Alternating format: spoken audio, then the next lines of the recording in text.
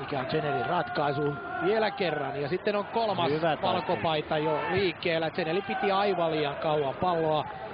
HJK missasi siinä oman mahdollisuuden. Nyt mennään kahdella pallolla. Zeneli hyökkää samalla kun toinen pallo tulee peliin.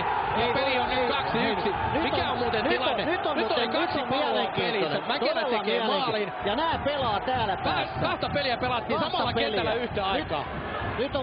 Nyt linjatuomari pitäisi ottaa. Nämä hakalaiset pelas täällä, eli ne ei mennyt alas ollenkaan. Joo, voi sanoa, että ei ole koskaan ennen ollut niin vaikeaa selostaa, kun oli kaksi palloa pelissä. No ei. Nyt on muuten mielenkiintoinen. Nyt linjamies, mitä tekee? Tässä näkyy. Kaksi palloa pelataan. Toinen pallo on täällä ja toinen on Hakan maalissa.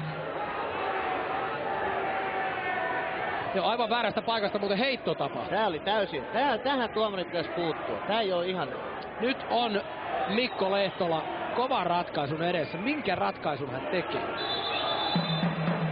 Näyttää, että pallo vielä keskellä. Tää on väärä ratkaisu. Tää on täysin ja Malisen reaktio on kyllä ymmärretty. Ei, tää on täysin väärä ratkaisu. Kyllä. Ehdottomasti olisi pitänyt hylätä maaliin. Jos nähdään vielä jostain meidän hidastuksestamme se, mistä pallo meni yli sivurajan, niin se kertoo kyllä kaiken. Ja täällä joku joukkue pelaa ylhäällä, joku pelaa alhaalla. Ja se on niin täysin mahdoton tilanne. Täysin... Ja täällä mennään kentälle. Ja Hakanpää itse heittää vielä pallon peliin. Eli se ei ollut Hakalainen, vaan Hakanpää heitti pallon sisään.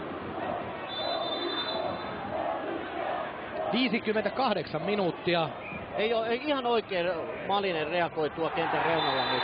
Ihan oikein Nyt on tuomari kyllä. Nyt on tuomarilla kyllä. Nyt on kova ehtoo tulossa. Juuri Erik sanoo tuomarityössä. Juuri Erik J.P. sanoo tuomarityössä.